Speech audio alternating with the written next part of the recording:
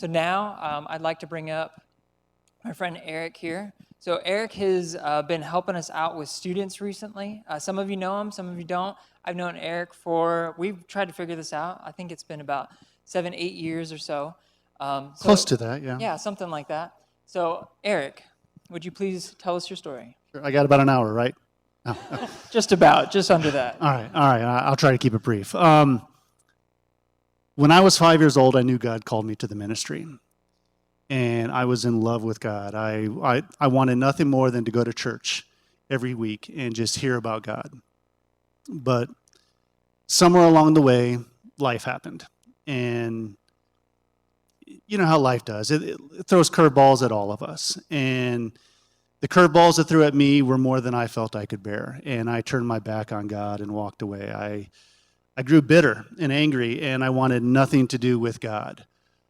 And to the point where I became antagonistic towards anyone that I heard was a Christian. I was that guy in school who would persecute other Christians. But at the same time, I was hungry for the divine. I was hungry for the supernatural or something, and I began to seek for it. But in everything other than God, I got involved in drugs, heavy into drugs. I tried Buddhism, Taoism, Satanism, witchcraft. I got really heavy into Native American shamanism and everything I could to try to find meaning and purpose, but apart from God.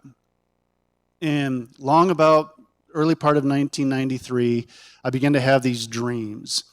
And at the time I thought they were prophetic, and I still do, but they were this reoccurring dream every night, night after night after night after night, where I was being pursued, and I got shot in the back and killed.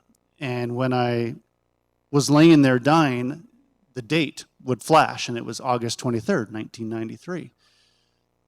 So I was kind of panicking. I'm like, this is not good. I need to get away from the possibility of this actually happening. And at that point, I had also gotten to the point where I was so hateful and so angry. I just hated everyone and everything.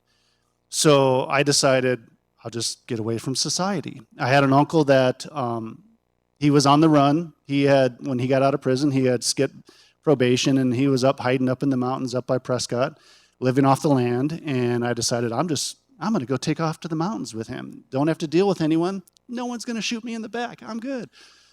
So I take off. I get up into the mountains, and that first night, it just kind of all came down. And I can remember staring up at the Orion constellation and just screaming in rage at God. You know, why did you let this happen to my life?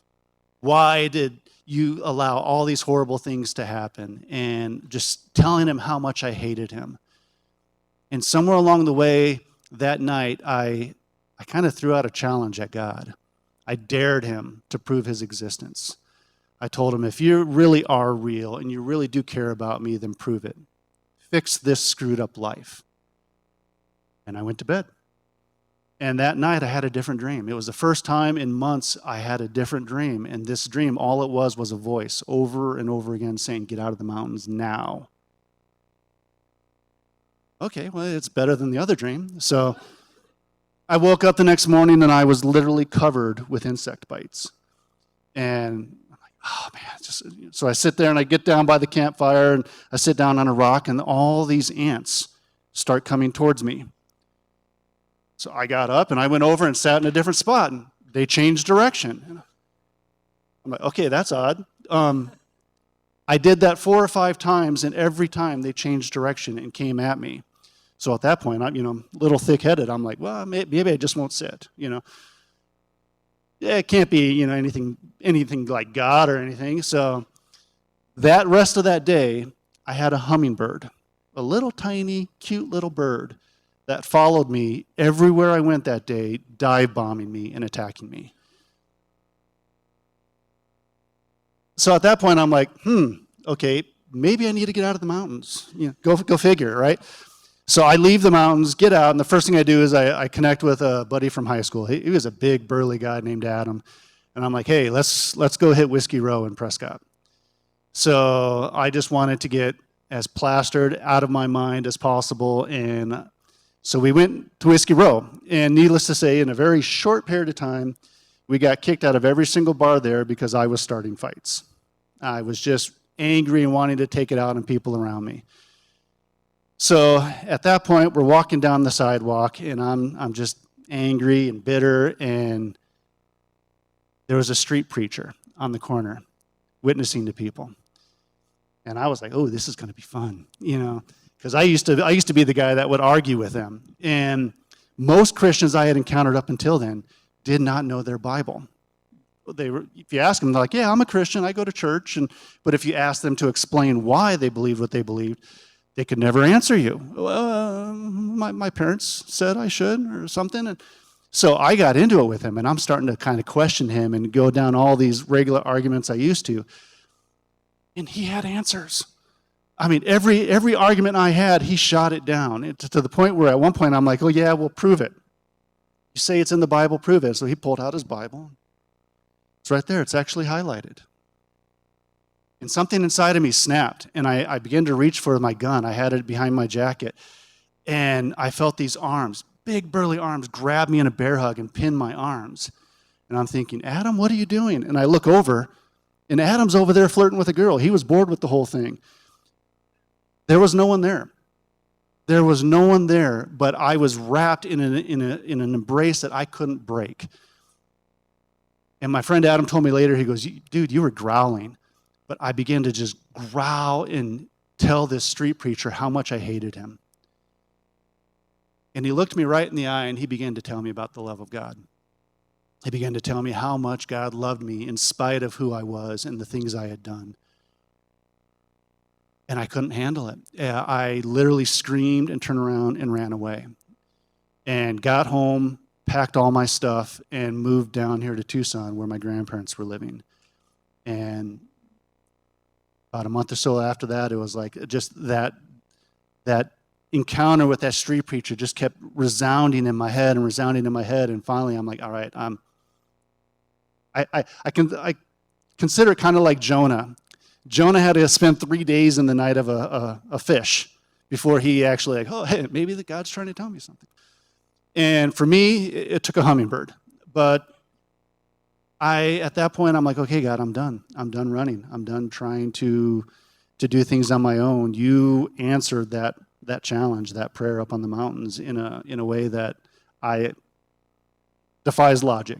So, and that's when I started going to church, and I threw myself in 100%. I cut off all ties with everyone I knew at the time, and every time the church doors were open, I was there. You need help cleaning the toilet? I'm your guy. Whatever. I had to surround myself with godly people, and that made all the difference in my life. Wow, thank you. Yeah, give a hand. Thank you for sharing. And as you were talking about it, what would you say was the moment, if there was a moment, that really made you, that God tugged on your heart? Right after I moved down to Tucson, I got word that my uncle, who was up in the mountains, had been hunted down and killed, and he had been shot in the back. And it was right at that time when my dreams had been telling me I was going to get shot, and that was the clincher. That was like, that should have been me, and God delivered me from that, and that was when it was like, I'm done. Wow, thank you. Yeah, and so now here you are, and you have this life of pursuing Jesus. What would you share about how that is now compared to the old you? Oh man, it's like night and day. I still have struggles with my anger and my temper at times, but that's part of me. It's usually when I feel like someone defenseless is being picked on, I get protective of them. But beyond that, I like people. That's a lot different, huh? It's a big difference, and I have a heart for people. I want them to know the love of God that I experienced, because it made all the difference in my life. Awesome. Thank you so much. Awesome. Give Eric a hand. Thank you so much, Eric.